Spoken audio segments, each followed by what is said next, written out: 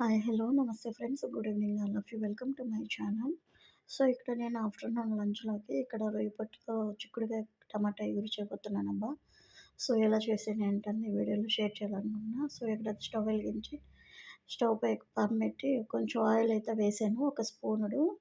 So, oil కొంచెం వేడెక్కిన తర్వాత శుభ్రంగా వాష్ చేసుకున్న రొయ్య పొట్టు ఉంది కదా! అది కూడా వేసేసుకొని నేను ఇక్కడ కొంచెం గోల్డెన్ బ్రౌన్ కలర్ వచ్చే వరకు వేపుకుంటున్నాను. సో, అవి వచ్చేసిన తర్వాత ఇక్కడైతే నేను ఆహ్, వేరే ప్లేట్‌లో తీసుకొని ఉల్లిపాయలు, పచ్చిమిరపకాయలు వేసేసుకొని కొంచెం కలుపుకొని, కొంచెం కరివేపాకు అయితే యాడ్ చేశాను.